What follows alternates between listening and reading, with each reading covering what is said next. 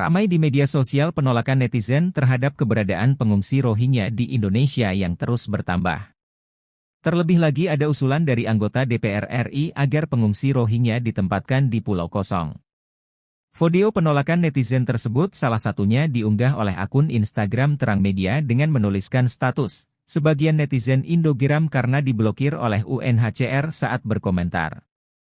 Warganet, ini akun UNHCR kalau diserbu bareng-bareng halal gak sih? Video, @Atiek_Julai. Kemudian diunggah video sebagai berikut. Tapi pindahkanlah mereka segera kemana saja Pak? Apakah ke pulau yang masih kosong di Nusantara ini?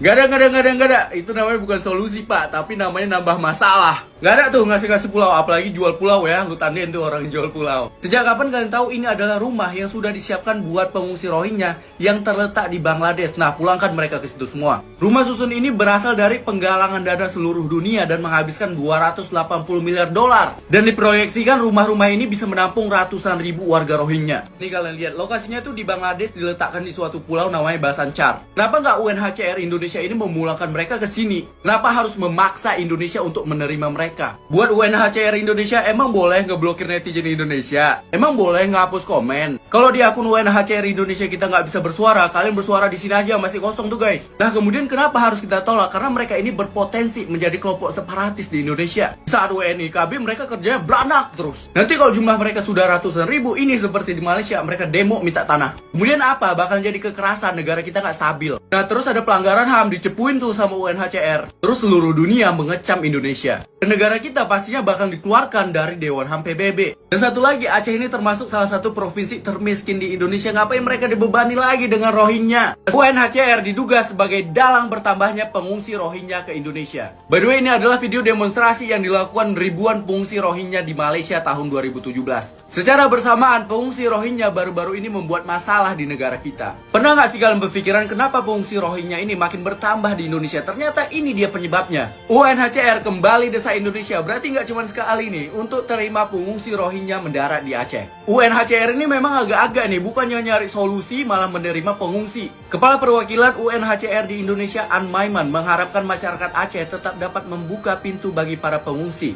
Karena banyak di antara mereka merupakan anak-anak dan perempuan. Dengan embel-embel anak-anak dan perempuan, makanya bilangin tuh sama orang Rohingya, jangan kerjanya kawin aja. Udah tahu nggak ada tempat, terlontang-lantung di laut, tapi kerjanya kawin aja. Setelah ditampung, apa yang mereka lakukan? 7 imigran Rohingya hilang dari penampungan di Lok Semawe. Jadi ceritanya setelah diusir dari Biren, mereka sampai tuh ke Sabang. Nah, sampai Sabang mereka dibawa ke Lok Semawe. Sudah sampai Lok Semawe, mereka melarikan diri. Kan makin lama makin repot, polisi tangkap sopir truk pembawa kabur 36 pengungsi Rohingya di Aceh Timur. Belum lagi video ini mereka ngeluh karena dikasih makan segini gitu, kayak mereka minta lebih gitu.